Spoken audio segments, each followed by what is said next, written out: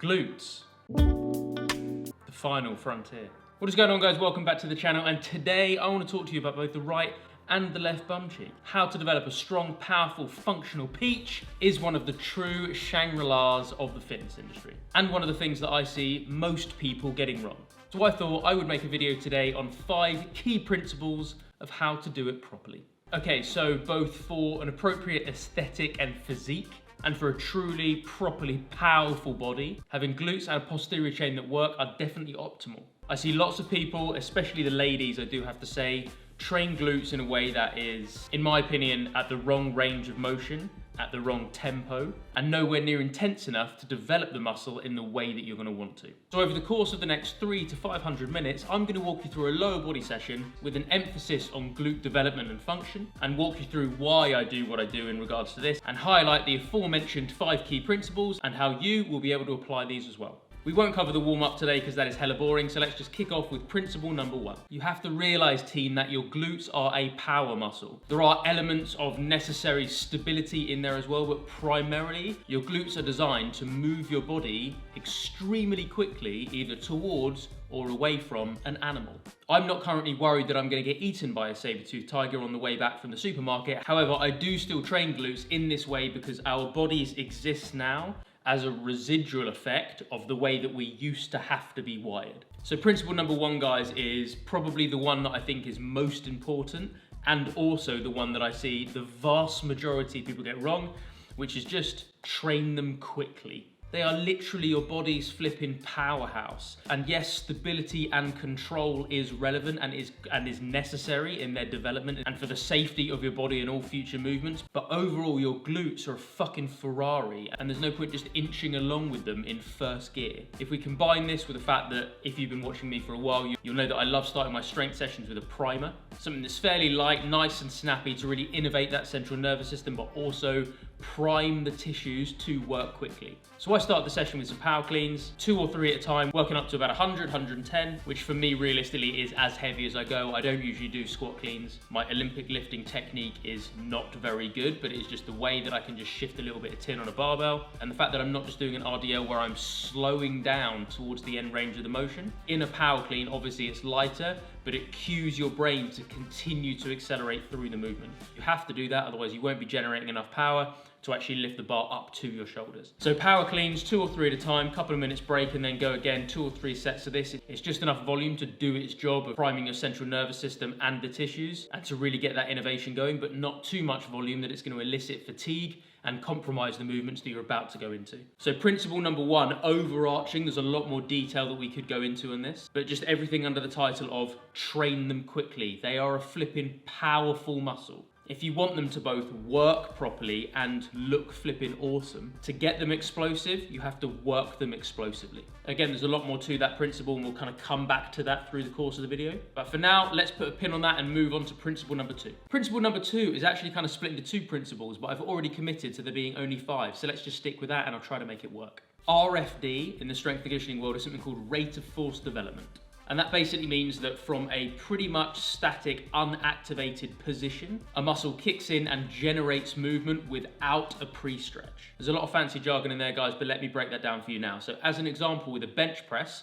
obviously we'll step away from glutes in a minute and come back to it in a second, but as an example with bench press, if you lower the barbell down to your chest, kind of relax there to a point, and then drive up from a static position, that is RFD. You're trying to overcome that inertia, that stillness, that staticness as quickly and aggressively and explosively as possible.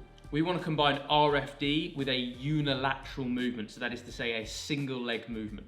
And if we package these into what the data says is the most effective exercise for glute development as our main compound exercise of the day, we come up with step-ups. So I can't remember the name of the study, but I have seen this from a few different sources, and this absolutely does exist, in regards to 25 to 30 different lower body exercises: squats, front squats, deadlifts, Romanian deadlifts, Bulgarian split squats, lunges, leg press, every different lower body exercise you can think of. The top 5 for glute development and glute activation were all different variations of step up. Now, I believe that the RFD side of things, where the glute has to activate to stabilize and then continue to activate to generate enough force to actually perform the movement, combined with the fact that it's single leg, are two of the main reasons why this would be the case. If you think about it, we don't make our way down the street by hopping on both legs together.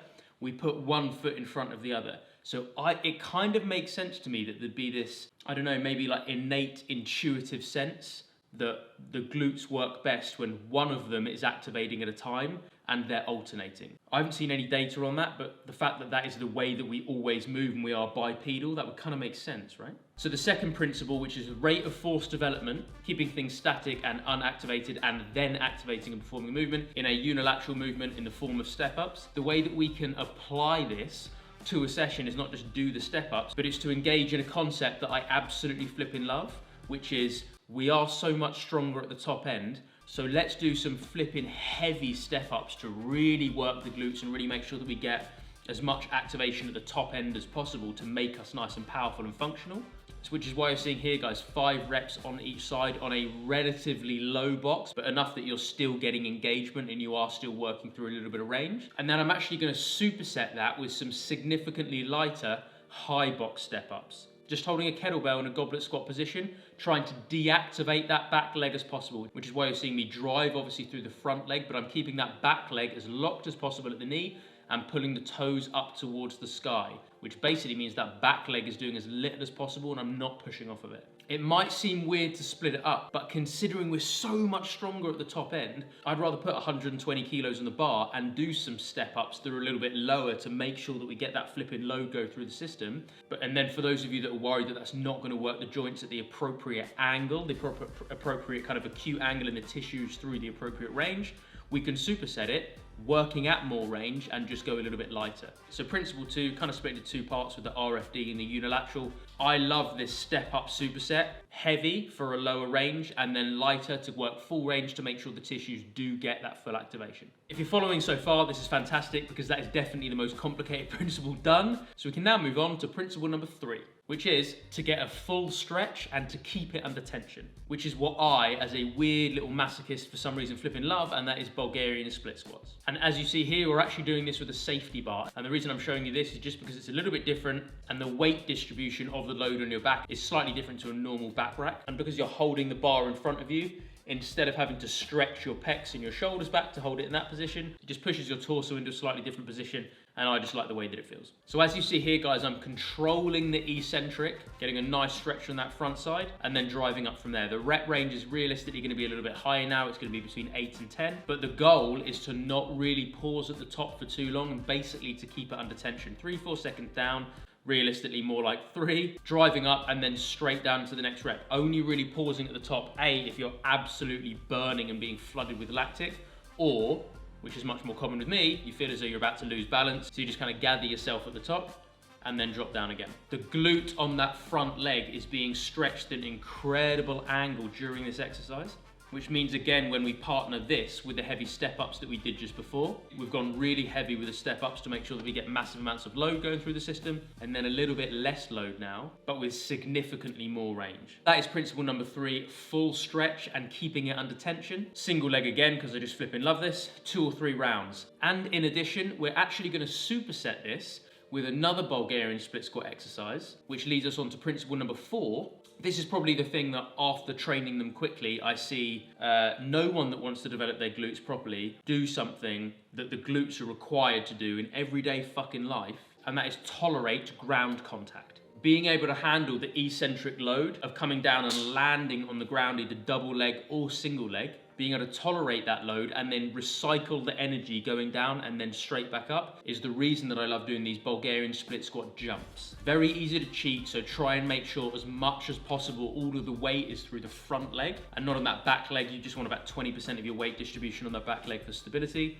Control the landing, going down almost as quietly as you can, and then recycling the force back into another single leg tuck jump. Ground contact tolerance is principle number 4 and is the second one of the 5 that I just see nobody flipping doing after training them quickly. And obviously because it's a jumping exercise, you kind of get the tick of both of those boxes on this particular movement. So principle number 3 and principle number 4, weighted Bulgarian split squats, full stretch, keeping it under tension. And then principle number 4 of the ground contact tolerance. In one lovely superset, 3 or 4 rounds. I think I only did 3 on the day, but I absolutely flipping adore this pairing.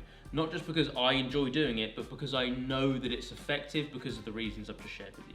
And moving on to the last exercise of the day, and principle number 5 is just titled Pure Maximum Load at the top end. We've done the high box step ups, we've done the Bulgarian split squats. I have adequately worked my glutes at range, but if I want to make sure that I'm, again, training them quickly and giving the top end enough deliberate attention, then finishing off with some Anderson squats is phenomenally beneficial to just get that amount of load through the system. So I just put 200 kilos on the bar. This is not particularly heavy for Anderson squats. You'd be surprised at how many of you that might only be able to, if your 1 rep max squat is 120, you still actually might be able to put anywhere between kind of 180 and 210, 220 on the bar and knock a few of these out if you really flip and drive. I don't do these that often, and I trust the ability of my spine to be able to handle this load, but doing 5 quick, maximal intention, explosive reps, not worrying too much about the eccentric because you're coming down and kind of letting it rest on the pins, either resetting or keeping a little bit of tension and then driving up from there again. 3 or 4 rounds of this, supersetted with some reactive jumps, is an amazing way to get some maximal intent work done. I very much encourage you guys to do this. If you haven't done these before, maybe start on what your 1 rep max squat is, but just do, I don't know, 6, 7 or 8 of them. Don't put 50 kilos more on a bar than you've ever flipping lifted before, and then try to get 30 reps out done in this session. You don't know how your back, you don't know how your knees, you don't know how your hips are gonna respond to this. So progress it up slowly, but it is such a flipping good movement. And again, I am not saying, I'll caveat this because I don't want this down in the comments section below, because if this is, you clearly haven't fucking listened to me, but I'm not saying don't work the glutes at full range. I'm just saying when you do work the glutes at full range, which we've given that a good couple of exercises in this session already, giving the top end range of motion its own deliberate attention is extremely beneficial if you want to be nice and strong. Think about a long jumper, think about a sprinter.